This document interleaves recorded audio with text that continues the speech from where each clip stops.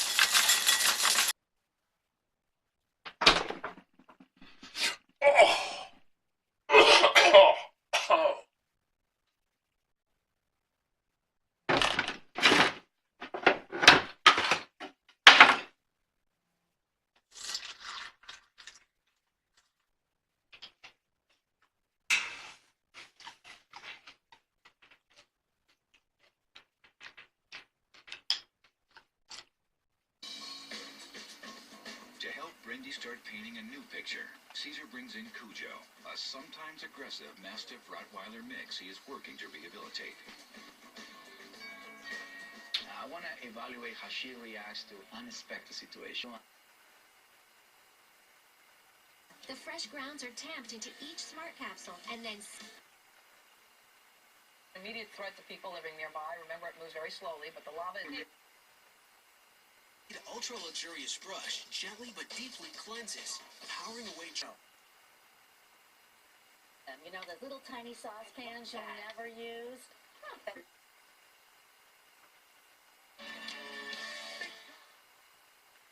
Did you know enamel is your teeth's first line of defense? Where the fuck are my cartoons? Leave enamel rough and weak. Okay, big boy. We all in? We all in? All right. Yeah, making my money out in this whole thing. What the? Oh, bets! Oh!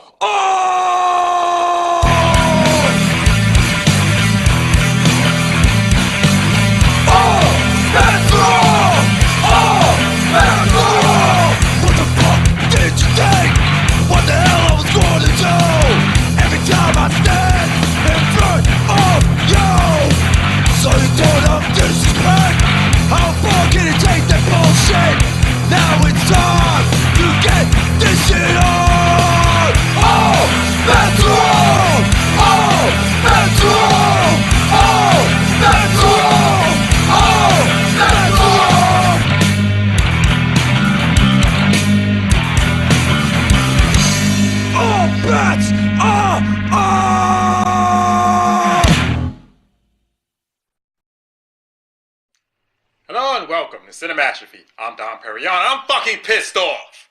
In case you haven't heard, as of October 4th, 2014, there are no more cartoons on network television.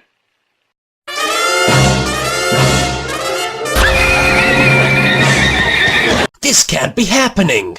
In America! That's so un-American. Why do you think I'm pissed off? For over 50 years, it's been an American tradition for young children, and a few older ones too, to wake up to Saturday morning cartoons. Mind you, not all of them were good. In fact, a lot of them were pretty fucking stupid.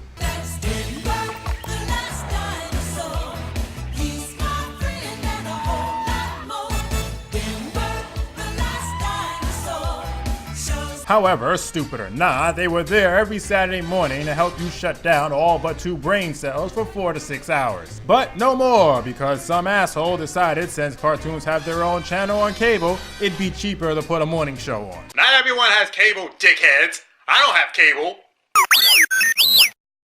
No, I don't. No, I don't. Shut the fuck up.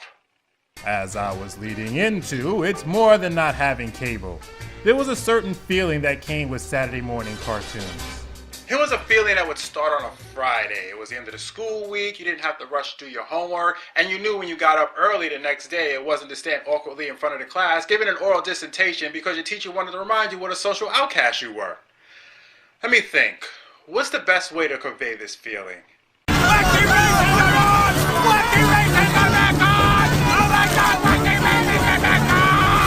That's it.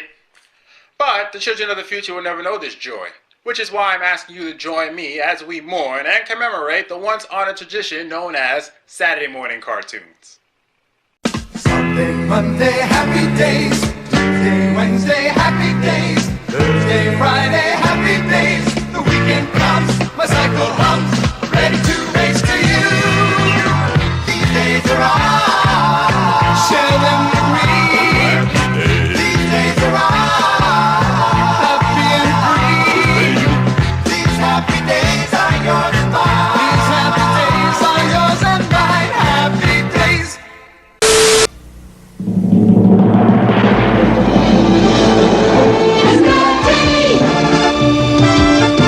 Ever wonder what it'd be like if Mr. T teamed up with the American gymnastics team? Seriously, who the fuck would wonder that? Well, apparently somebody did, giving us Mr. T. This was one of my favorites growing up. But let's face it, anything with Mr. T in it is automatically going to be awesome. Some smack-talking fool's been saying Mr. T can't change the world of Warcraft. He ain't no computer hacker. Well, answer me this, suckers. How do you explain the Mohawk grenade? It was pretty much a badass version of Scooby-Doo. Hell, not only did they even have their own dog, but they had their own Scrappy too, called Spike. This little fuck nugget always wanted to be like Mr. T, which always got him into trouble. Put me down! You heard the woman. Let me go! Let me go! And suddenly that manly voice goes right out the window. Despite the little turd, it still was pretty enjoyable to watch. My favorite episode was the one when Mr. T beats up the alligator. Mr. T!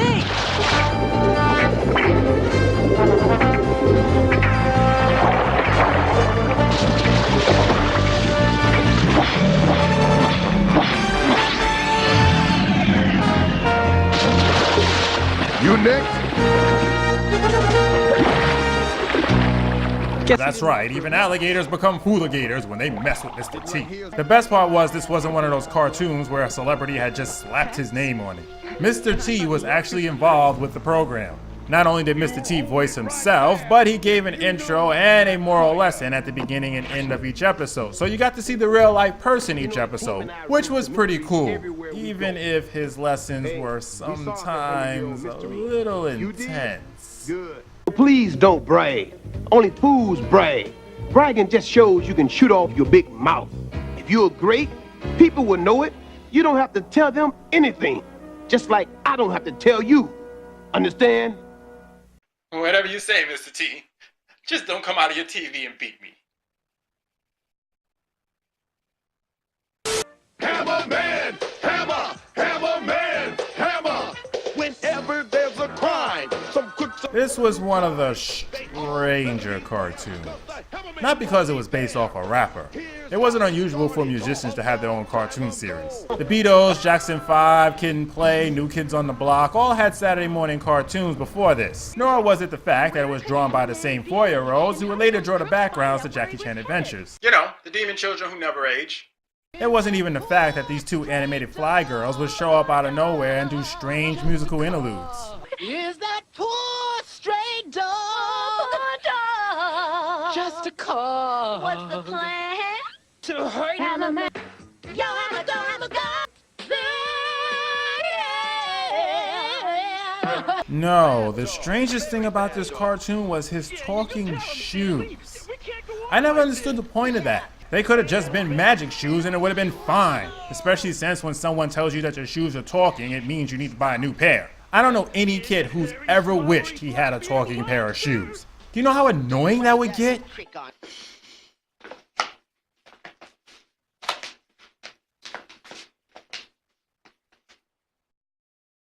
Oh, you just gonna slide on in us, huh? Don't even bother to ask or sweet talk, just plow on in. Now you know he don't care about us. We're just here to be used and abused until he gets tired of us and finds a new pair to take our place. You said it, brother. And how many times I gotta talk to you about cutting your toenails? How would you like it if I had feet, shoved them in your holes, and crashed up your insides with my long, crusty toenails? Hey, you need to wear thinner socks. Every day your feet get all sweaty and clammy, and I end up smelling like year-old cheese. Oh, you don't want to wear us now, huh? Can't take the heat, huh? That's right. Walk away. The truth hurts, doesn't it?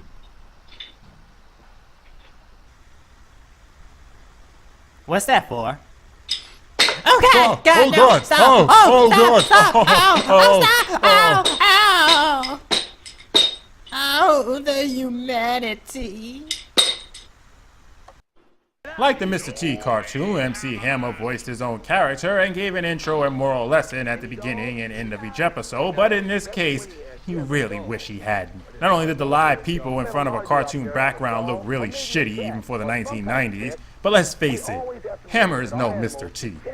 Understand?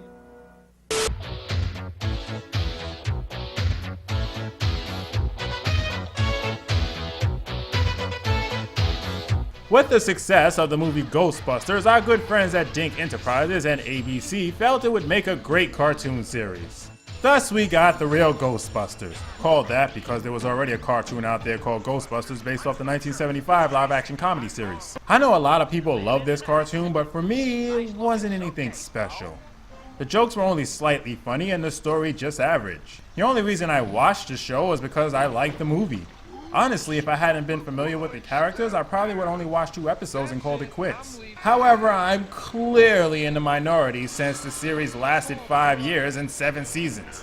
That's incredibly long for a cartoon series. Like a sci-fi original series, most of them never make it past the 4th season. Which goes to show you I'm not always right.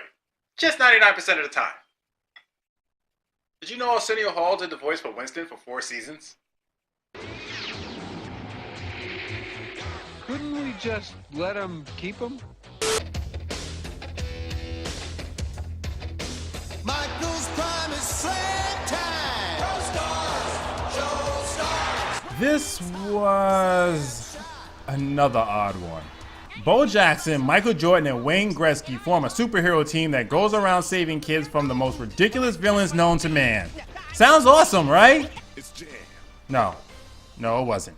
This was such a bad idea that the show was only on from September 14th, 1991 to December 7th, 1991, airing only 13 episodes, and the last episode wasn't even a real episode. It was a clip episode. Now, there are a lot of things that could have caused this series to bomb. The bad animation, the poor stories, the really not funny jokes, the fact that the voices sound nothing like the real people, but I like to think it's because this cartoon had the most racist portrayal of a Jewish woman ever put on television. Mom, your coach, your mentor, your basic nudge. I want you should be extra careful with the wonderful gadgets my lovely Denise has designed for this mission. Got this boomerang puck. Wonderful! This way you'll never lose it, and we'll save money. Don't worry, I'm like a ninja schminja warrior. Nothing can go wrong. Careful, Mom! She's out of control! It's a souvenir! I don't get to go on all these fancy schmancy missions like you boys. That'll be $3, ma'am. $3? Little Garniff! Who do I look like? Donna Trump? Hey! Oy vey! I have to make sure you boys are in top form! My God! Could we fit any more stereotypes in there? I'm surprised they didn't have her constantly picking up loose change she found on the floor and eating bagels and lox all day. This is intolerable! This one also had 2 live action sequences in which the Pro Stars talk about the upcoming episode and answers kids' questions before and after each episode, which I don't remember Michael Jordan ever showing up for. Just Wayne and Bo. And that's pretty much it. It was a lame cartoon that silently disappeared. And last but not least... Comet breeze of Mesa to the western skies with the sound of a thousand. This was one of the better of many animal humanoid cartoons spawned by the success of Teenage Mutant Ninja Turtles. The basic story is an irradiated meteor struck the Earth in the late 19th century western plains, creating a mile-high mesa shrouded in cloud. Everything trapped on the mesa evolved into humanoid form, giving us Moo Mesa. The reason I say it was one of the better ones is because it wasn't outright bad. Like the Real Ghostbusters, it was just kinda plain. It was a basic cowboy show centered around a marshal and his deputies, with cowboys being actual cows as the punchline. The thing was that being the only real punchline of the show didn't exactly excel it anywhere. It was still your basic cowboy show. This concept would have worked with anything. You could put an alien Native American in their place and it wouldn't make a difference to the overall show. Shh, hear anything? Ears of the wolf.